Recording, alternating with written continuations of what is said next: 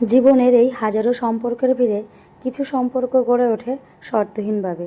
সে যে সবসময় রক্তের সম্পর্ক হতে হবে এমনটা তো নয়, সে তো নিজের থেকেও আপন। যে মানুষটার উদ্দেশ্যে আজ বাড়ি থেকে বেরিয়েছি সে আর কেউ নয়, জানো তো, কোকোর প্রিয় মিস তুলি। জানো তো, সে মায়ের থেকেও অনেক বেশি আদর, যত্ন, শাসন, দুষ্টু মিষ্টু ভালোবাসা দিয়ে কোকোকে 4টে বছর আগলে রেখেছে। আজ তার জীবনের এক নতুন অধ্যায়। আর আমাদের ছোট্ট বোনটার দূরে যাওয়া তুলির রিসেপশন পার্টি। চোখের সামনে ঘুরে বেড়ানো বোনটার ঠিকানা বদলে গেল। তবে এই হাজারো কষ্টের ভিড়ে এতটুকুই স্বস্তি যে ও একজন সঠিক জীবনসঙ্গী পেয়েছে। ভাই আমার পূর্ব পরিচিত, হাতে গোনা যতটুকু সময় তার সঙ্গে কাটিয়েছি, একটা ভালো মানুষকে চেনার জন্য এতটুকুই যথেষ্ট। যাই হোক, ঠাকুরের কাছে এইটুকুই প্রার্থনা, এই ঝলমলে আলোক রশ্মির মতো তার জীবনটাও আলোকিত হয়ে উঠুক। ওই যে তখন বললাম তুলির নতুন ঠিকানার কথা। চলো এবার রিসেপশন পার্টিটা আমি তোমাদের ঘুরে ঘুরে দেখাই। এখানে কোকো চলে এসেছে। ও কিনা খাবে ঠান্ডা, যার ঠান্ডা নিয়ে এত সমস্যা, কিন্তু আমি কি আর কি করবো, দেখে নিজেই লোভ সামলাতে পারলাম না। ওকে একটু বুঝিয়ে বাজিয়ে পাঠিয়ে দিয়ে আমরা দুজনে মিলে খেতে বসে গেছি। ওকে একটু দিয়েছি পকোড়া, ও বসে বসে পকোড়া খাচ্ছে আর ঘুরিয়ে চলে গেল যে হ্যাঁ তোমরাই খাও, আমি আর খাবোই না। খাবার ছিল যে আমি দুটো একটা আইটেম ট্রাই করেছি, তাতেই আমার পেট ভরে গেছে। বলতে বলতে কত রকমের আইটেম দেখতে পাচ্ছ, আমি তাও একটা তুলে নিলাম। এত ভালো লাগছিল তাই আমিও কোকোর সাথে ট্রাই করলাম। দেখে লোভই সামলাতে পারছি না। প্রত্যেকটা খাবার কিন্তু দারুণ ছিল। তাও আমি একটু রাত করে এসেছি, তা না হলে কফি, আইসক্রিম, ফুচকা এগুলো কিন্তু খেতে পারতাম। যাই হোক, তোমাদের অনেক কিছু এখনও দেখানো বাকি আছে। আমি আর কি বলবো, খাবার ছেড়ে যেতে পারছি না।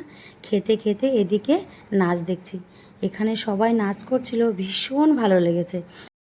জানো তো, অনেক বছর এরকম বিয়েবাড়িতে যাওয়া হয় না। বহু বছর পর এরকম একটা বিয়েবাড়িতে এলাম। তাহলে রাত বাড়ছে, চলো আমরা মেন কোর্সে যাওয়া যাক। বাড়ি ফিরতে হবে না, রাত হয়ে যাচ্ছে। তো এদিকে পাপাকে জিজ্ঞাসা করছি, পাপা তুমি কি শুধু ডাল দিয়েই খাবে নাকি আজকে সব কিছু ট্রাই করবে? বলছে হ্যাঁ হ্যাঁ সব কিছুই খাবো। ও কিন্তু বিয়েবাড়িতে গেলে একটা জিনিসই খায়, সেটা ডাল আর আলু ভাজা, আর কিচ্ছুটি খায় না। এদিকে যে রোলটা দিয়েছে এটাকে বলা হয় কাবুলি রোল। জানো তো, ম্যাক্সিমাম অনুষ্ঠান বাড়িতেই এখন এটা দিয়ে থাকে, ভীষণ ভালো হয় খেতে। ওই দেখো, একের পর এক বাটার নান, কাবলি ছোলা, গ্রিন স্যালাড, আর একের পর এক খাবার আসবে, আমরা খাবো, তোমরা দেখবে। যাই হোক, সব থেকে এখানকার ভালো লেগেছে পরিষ্কার পরিচ্ছন্ন ডেকোরেশন। যেমন খাবার তেমন সুসজ্জিত ব্যাপার স্যাপার। কথা বলতে বলতে এদিকে চলে এসেছে পাবদা মাছ। মাছটা কিন্তু খুব টাটকা এবং দারুণ ছিল। প্রত্যেকটা রান্না ছিল ঘরোয়া। এবার মেন খাবারে আসা যাক। দেখো, সামনে চলে এসেছে গরম গরম খাসির মাংস, যেটা আমার সবচাইতে থেকে প্রিয় খাবার। যাই হোক, শেষে চাটনি পাঁপড় এটা ট্রাই না করলে আমার যে কোনো অনুষ্ঠান বাড়ির মেন খাবার হলো এই আমের চাটনি পাঁপড়টা। দারুণ লাগে খেতে, এটা কখনো কিন্তু আমি মিস করি না। খেতে খেতে তোমাদের অনেক গল্প করলাম। ওফ, পাতে এবার দিয়ে দিল মিষ্টি। যাই হোক, একটু করে ট্রাই করলাম, যেহেতু সামনে এসেছে, না খেলেই নয়। খাবারটা কিন্তু দারুণ ছিল। এবার দিয়ে দিল আমাদের তোমাদের হ্যান্ড ওয়াশ। কেমন লাগলো আজকের ভিডিওটা? অনেক দিন পর এমন একটা লং ভিডিও দিচ্ছি।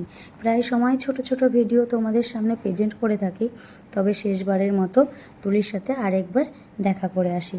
যাই হোক, শেষে একটা ঠান্ডা নিয়ে বাড়ি ফিরবো। আজ আসি, তোমাদের সঙ্গে দেখা হবে নেক্সট একটা ভিডিওয়।